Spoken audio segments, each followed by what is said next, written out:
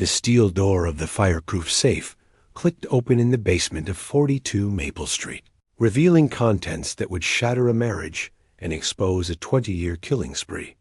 Linda Patterson had been searching for her husband's insurance papers. After his sudden heart attack, when she discovered the combination written in his handwriting on a scrap of paper tucked inside his wallet, what she found inside the safe defied comprehension. Dozens of photographs of young women, taken without their knowledge.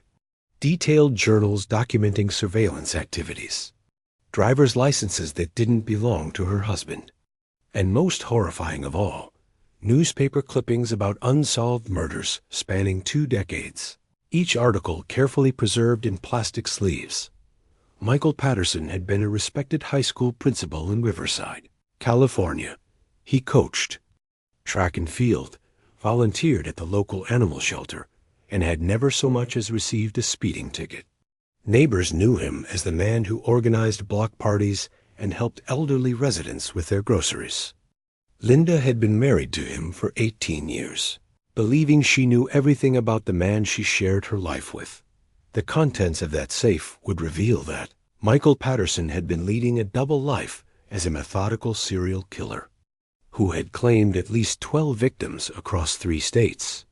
The evidence Linda discovered would unlock cold cases that had baffled law enforcement for decades and expose a predator who had hidden in plain sight.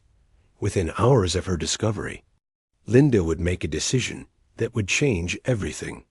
She would pick up the phone and call the police, setting in motion an investigation that would reveal the true extent of her husband's crimes and force her to confront the terrifying reality that she had been living with a monster. Riverside, California, 2023. The Patterson family lived in a well-maintained suburban neighborhood where children played in front yards and residents waved to each other from their driveways. Michael Patterson, 52, had built his reputation as a dedicated educator over 2 decades, serving as principal of Riverside High School since 2015. Students respected him for his firm but fair leadership style, and parents trusted him with their children's education. Linda Patterson, 48, worked as a dental hygienist at a local practice. She had met Michael in 2005 at a community fundraiser, drawn to his quiet confidence and commitment to education. They married in 2006 and settled into a comfortable routine in their 2-story home on Maple Street. The couple had no children, but Linda often said that Michael's dedication to his students filled that void in their lives. Michael appeared to be an open book.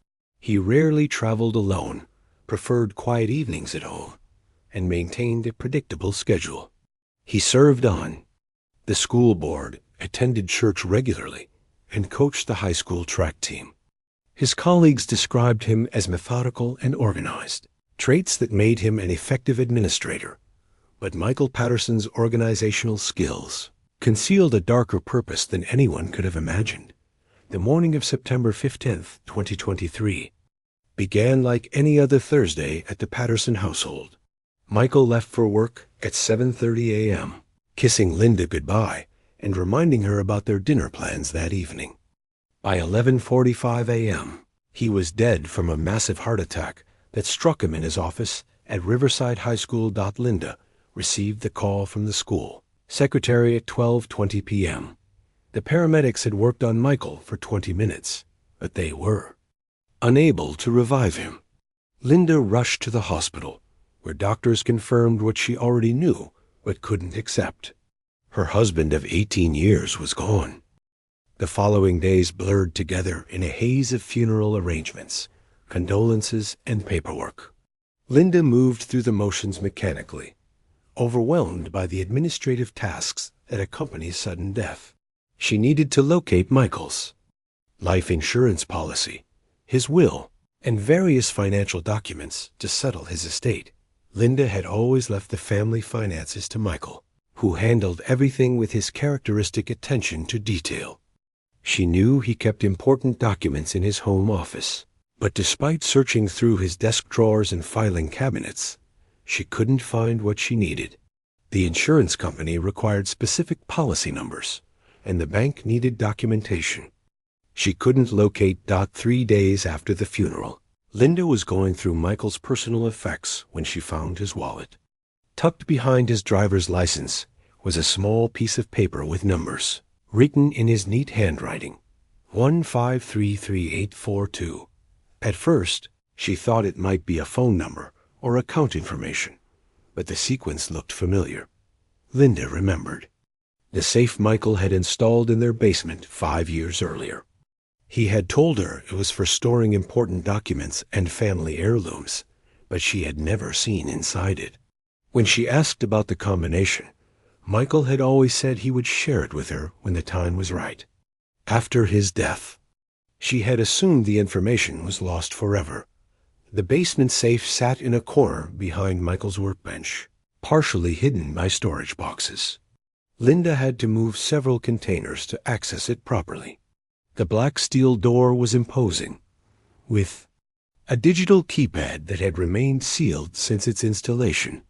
She entered the numbers from Michael's wallet, hearing the electronic beeps as each digit registered. The safe door opened with a soft click. Linda expected to find insurance papers, birth certificates, and perhaps some cash or jewelry. Instead, she discovered a collection of materials that made no sense at first glance. The top shelf contained several manila folders filled with photographs. Linda pulled out the first folder and opened it, revealing dozens of images of young women walking alone, entering apartment buildings, or sitting in cars. The photographs were clearly taken without the subject's knowledge, shot from a distance, or through windows. Each image was dated and labeled with locations. Sarah M., Downtown Library, September 15, 2018, or Jennifer K., Apartment Complex, February 22, 2019. The women appeared to be in their 20s or 30s, all attractive, all unaware they were being photographed. Linda's hands shook as she examined folder after folder of similar images. Some folders contained dozens of photographs of the same woman, documenting her daily routines over periods of weeks or months. The surveillance was methodical and thorough, tracking victims' movements, work schedules, and personal habits. The second shelf contained spiral-bound notebooks filled with Michael's handwriting. Linda opened the first notebook and found detailed logs of surveillance activities. Entries described women's routines, their living situations, and potential vulnerabilities. One entry read, "Target lives alone, no security system, parks in unlit area behind building. Works late shift, returns home 11:30 p.m. Tuesday through Saturday." The notebook spanned 20 years, with entries dating back to 2003. Michael had documented hundreds of women across multiple states, tracking their movements with the precision of a professional investigator. The entries became increasingly detailed over time, suggesting years of practice and refinement. The bottom shelf held the most disturbing evidence. Linda found a collection of newspaper clippings about unsolved murders and missing persons cases. Each article was carefully preserved, in plastic sleeves and organized chronologically. The headlines were chilling. "Local woman found dead in apartment," "Missing college student still not found," and "Third murder this year baffles police." Linda recognized some of the cases from local news coverage, but others were from cities hundreds of miles away. The clippings spanned 2 decades and covered incidents across California, Arizona, and Nevada. Each article was accompanied by a manila envelope containing what appeared to be personal items: driver's licenses, credit cards, jewelry, and other small objects that clearly belonged to the victims. The safe also contained detailed maps of various cities, with locations marked in red ink. Some markings corresponded to addresses mentioned in the surveillance notebooks, while others matched locations mentioned in the newspaper clippings. Michael had been tracking both his surveillance activities and his crimes with the same methodical precision he applied to his professional responsibilities. Linda sat on the basement floor, surrounded by evidence of her husband's secret life, trying to process what she had discovered. The man she had loved and trusted for 18 years had been a serial killer. Detective Marta Sen received the call at 3:47 p.m. on September 20th, 2023. The caller identified herself as Linda Patterson, speaking in a voice that wavered between shock and determination. She needed to report a discovery that might be connected to unsolved criminal cases. Detective Sen, a 15-year veteran of the Riverside Police Department, had heard similar calls before, but something in Linda's tone suggested this was different. Detective Sen arrived at the Patterson residence within 30 minutes. Linda met her at the front door, her face pale and her hands trembling slightly. She led Sen directly to the basement, where the contents of the safe remained exactly as Linda had found them. Sen took one look at the organized collection of photographs, notebooks, and newspaper clippings and immediately called for backup. Within 2 hours, the Patterson house was swarming with law enforcement personnel.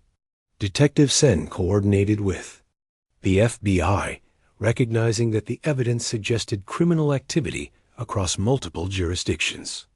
Special Agent Maria Rodriguez from the FBI's Behavioral Analysis Unit was dispatched to Riverside to assess the situation and determine the scope of the investigation. The initial examination of the safe's contents revealed a level of organization that impressed and horrified investigators. Michael Patterson had maintained detailed records of his activities for over 20 years, creating a comprehensive database of his crimes. The photographs were numbered and cross-referenced with entries in his journals, creating a timeline of surveillance and attacks. Detective Sen focused on the local cases first, comparing the newspaper clippings with open files from the Riverside Police Department. 3 unsolved murders from the past decade matched articles in Michael's collection. The victims were all young women who had been found dead in their apartments, killed by blunt force trauma with no signs of forced entry. The first local case involved 24-year-old Amanda Rodriguez, found dead in her apartment in March 2019. Police had never identified a suspect, and the case had gone cold despite extensive investigation. Michael's journal contained detailed entries about Amanda, documenting her work schedule at a local bookstore, her evening jogs through downtown Riverside, and her habit of leaving her apartment window open for ventilation. The second case was 28-year-old Jennifer Kim, a graduate student at UC Riverside, who was murdered in her off-campus apartment in October 2020. Michael's surveillance notes revealed that he had been watching Jennifer for months, learning her routines and identifying vulnerabilities in her security. The journal entries described her as isolated, no close friends, rarely has visitors. The third local case involved 26-year-old Sarah Martinez, killed in her apartment in June 2022. Michael's notes were particularly detailed for this case, including hand-drawn maps of Sarah's apartment complex and observations about the building's security measures. The journal entries showed escalating interest in Sarah over a period of 6 months before her death. Agent Rodriguez analyzed the psychological profile emerging from Michael's journals. The entries revealed a methodical predator who selected victims based on specific criteria: young women living alone, with predictable routines and minimal security measures. The surveillance periods typically lasted several months, during which Michael would study every aspect of his targets' lives. The investigation expanded to include cases from other states mentioned in Michael's newspaper clippings. Detective Sen contacted law enforcement agencies in Arizona, Nevada, and Colorado, sharing information about the evidence found in the safe. The response was immediate and overwhelming. Multiple agencies reported unsolved cases that matched Michael's documented activities. Phoenix Police Department Detective James Miller confirmed that Michael Patterson had lived in Arizona from 2008 to 2010, during which time 4 women had been murdered in circumstances similar to the Riverside cases. Detective Miller had been investigating those cases for over a decade and immediately recognized the significance of the evidence Linda had discovered. Las Vegas. Metropolitan Police Detective Karen Torres identified 3 murders from 2015 to 2017 that matched Michael's pattern. The victims were all young women living alone, killed in their apartments with no signs of forced entry. Michael's journal contained detailed surveillance notes for each case, including photographs and maps that had never been shared with law enforcement. The evidence from the safe also revealed Michael's evolution as a criminal. The earliest entries, from 2003, showed relatively crude surveillance techniques and simple documentation. Over time, the journals became more sophisticated, with detailed psychological profiles of victims, analysis of police investigation methods, and strategies for avoiding detection. Michael had been learning from each crime, refining his techniques, and improving his operational security. The later entries included analysis of news coverage, police statements, and investigative procedures. He had been studying law enforcement methods and adapting his approach to stay ahead of the investigation. Detective Sen discovered that Michael had been using his position as an educator to facilitate his crimes. School districts maintained databases of student and family information, including addresses and personal details. Michael had access to records that could help him identify potential victims, particularly young women who had recently graduated and were living independently. The investigation also revealed Michael's geographic mobility. As a school administrator, he had legitimate reasons to travel to conferences, training sessions, and other educational events. His travel records showed frequent trips to cities where murders had occurred, often with gaps between his scheduled activities that could accommodate surveillance and attacks. Agent Rodriguez noted that Michael's journal entries showed no remorse or emotional attachment to his victims. The documentation was clinical and detached, treating the murders as problems to be solved rather than human tragedies. The entries focused on logistics, timing, and avoiding detection, with no recognition of the impact on victims or their families. Investigation team began the process of connecting Michael's documented activities to specific unsolved cases. The evidence from the safe provided a roadmap to 2 decades of criminal activity, offering the possibility of closure for families who had waited years for answers about their loved ones' deaths. By the end of the first week, investigators had identified at least 12 murders that could be definitively linked to Michael Patterson, with evidence suggesting the actual number might be significantly higher. The investigation took an unexpected turn when Detective Sen received a call from Dr. Patricia Hoffman, the medical examiner who had performed Michael Patterson's autopsy. The call came exactly 1 week after the safe had been opened, just as investigators were beginning to map out the scope of Michael's crimes. Dr. Hoffman's voice was tense as she explained her findings. The autopsy had revealed something that changed everything about the case. Michael Patterson hadn't died from a heart attack. He had been poisoned. The toxicology report showed lethal levels of digitalis in Michael's bloodstream, a cardiac glycoside that causes heart failure and mimics the symptoms of a natural heart attack. The poison had been administered in a concentrated dose, likely mixed into food or drink within hours of Michael's death. Someone had murdered the serial killer. Detective Sen immediately shifted focus to Linda Patterson, who had reported finding the safe and had been the last person to see Michael alive. The possibility that she had discovered her husband's crimes before his death and taken justice into her own hands seemed like the obvious explanation. But when investigators examined the timeline more carefully, they discovered something that complicated their theory. Linda Patterson had a solid alibi for the morning of Michael's death. She had been at work at the dental office from 7 a.m. until 12 p.m., treating patients and working alongside colleagues who could verify her presence. Security cameras at the medical building confirmed her arrival and departure times. She couldn't have administered the poison that killed her husband. The investigation expanded to include other potential suspects.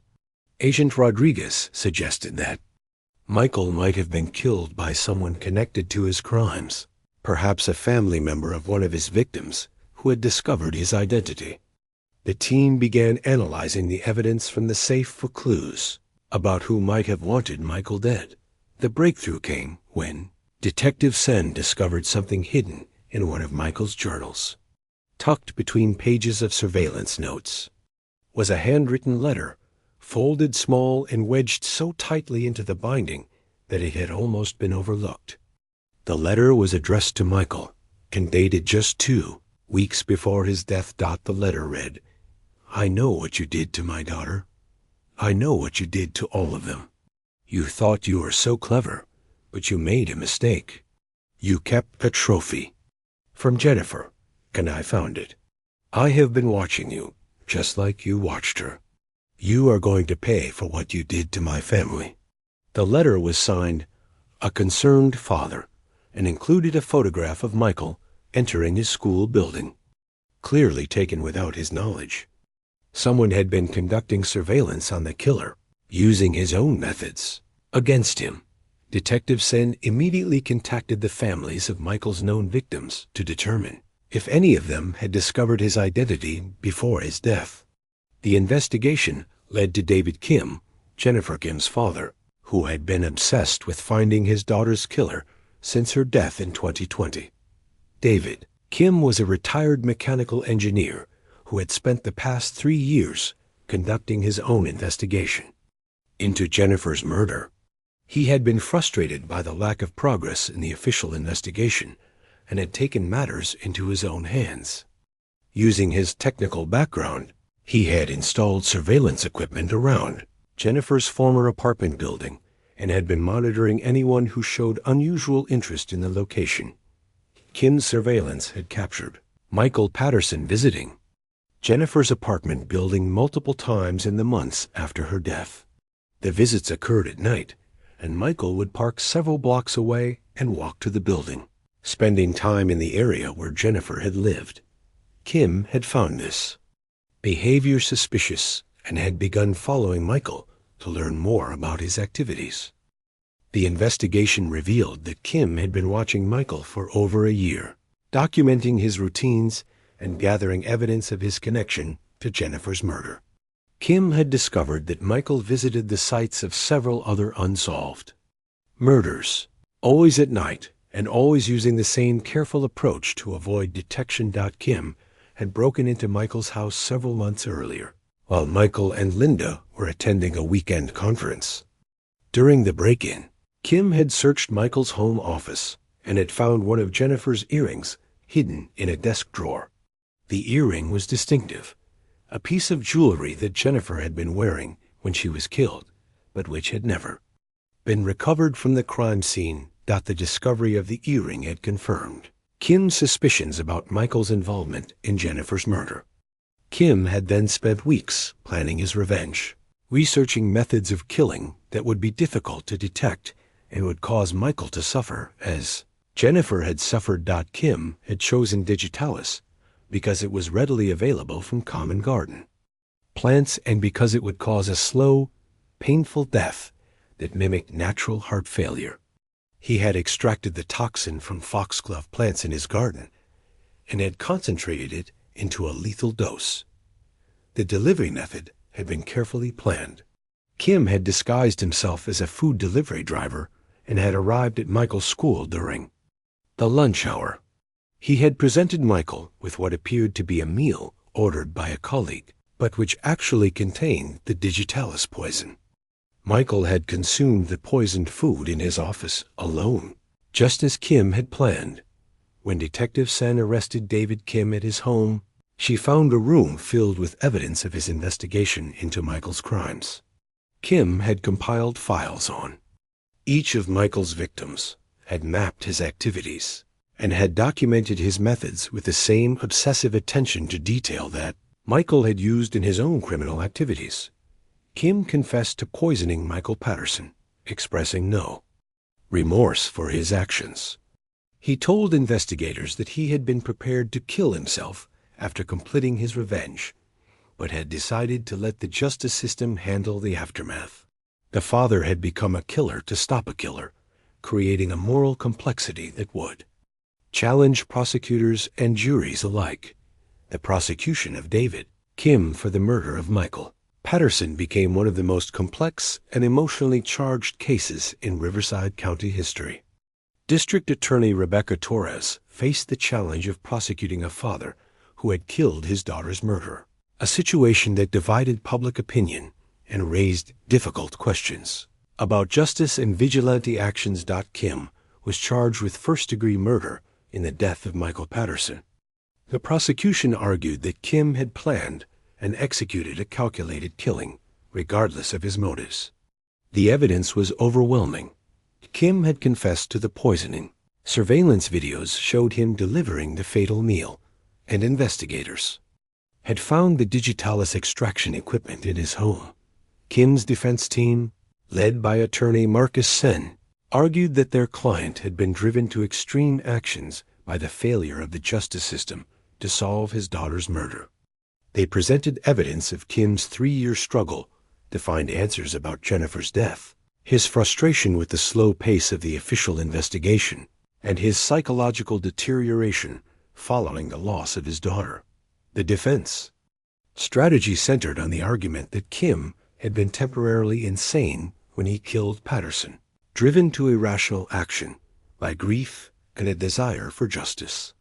They called mental health experts who testified about the psychological impact of losing a child to violence and the trauma of feeling abandoned by the system designed to protect victims.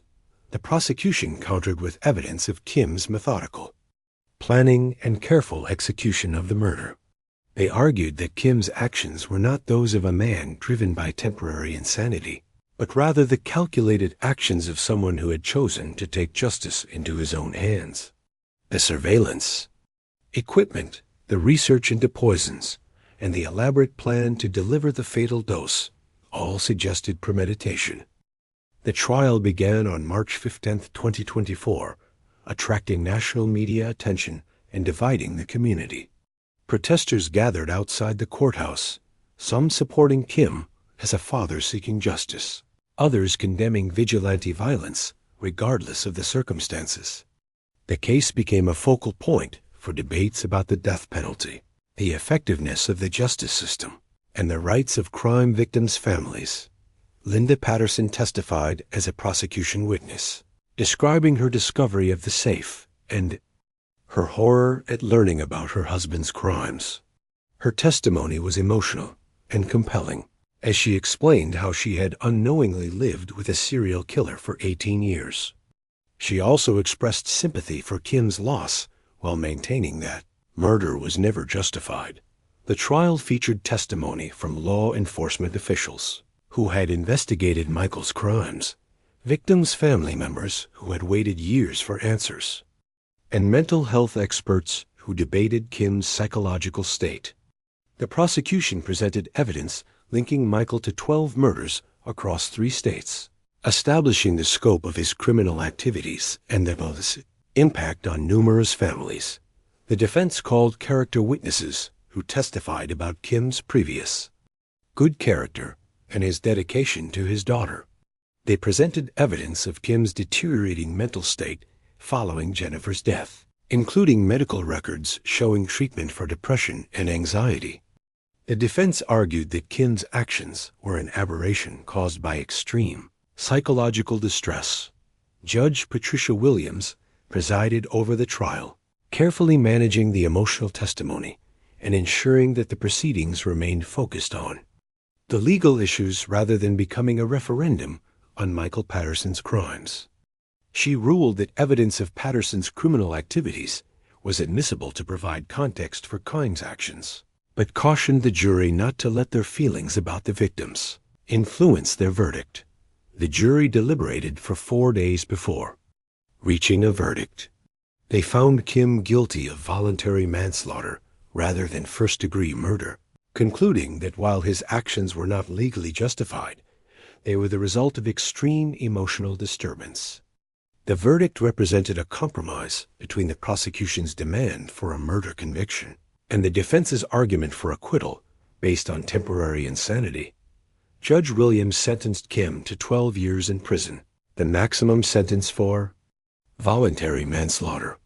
In her sentencing statement, she acknowledged the complexity of the case and the tragedy that had affected multiple families. She noted that while Kim's grief was understandable, the law could not condone vigilante justice, regardless of the circumstances. The sentence was controversial, with victims' rights advocates arguing that it was too lenient for a calculated killing, while others maintained that Kim had been punished too harshly for seeking justice that the system had failed to provide. The case established important precedents about the limits of emotional disturbance as a defense and the consequences of taking justice into one's own hands. Kim's conviction brought a measure of closure to the families of Michael Patterson's victims, even as it raised difficult questions about justice, revenge, and the responsibilities of the legal system in addressing violent crime. The case of what Linda Patterson found in her husband's safe became a landmark in criminal justice, demonstrating how a single discovery could unlock decades of unsolved crimes while simultaneously creating new moral and legal dilemmas. The evidence hidden in Michael Patterson's basement safe led to the resolution of 12 murders across 3 states, finally providing answers to families who had waited years for justice. Linda Patterson sold the house on Maple Street and moved to Oregon, where she works as a victims' rights advocate. She has spoken publicly about the importance of trusting instincts and the difficulty of accepting that those closest to us can harbor unimaginable secrets. Her foundation provides support for families affected by violent crime and helps fund cold case investigations. The Patterson case prompted law enforcement agencies across the country to review cold cases involving similar patterns of violence. The FBI's Behavioral Analysis Unit developed new protocols for investigating organized serial killers who use their professional positions to facilitate their crimes. The case also led to improved information sharing between jurisdictions to identify patterns that might indicate serial criminal activity. David Kim served 8 years of his 12-year sentence before being released on parole. He has maintained that he has no regrets about killing Michael Patterson, though he acknowledges that his actions were legally wrong. Kim works with other families of crime victims, counseling them about the importance of working within the legal system rather than pursuing vigilante justice. The case continues to generate discussion about the balance between justice and revenge, the responsibilities of law enforcement in solving violent crimes, and the psychological impact of violent crime on families. It serves as a reminder that evil can hide behind the most ordinary facades, and that the truth, no matter how carefully concealed, has a way of eventually surfacing. For viewers tonight, the question remains: when the system fails to deliver justice, what lengths are acceptable in the pursuit of truth? The answer may be more complex than we want to believe.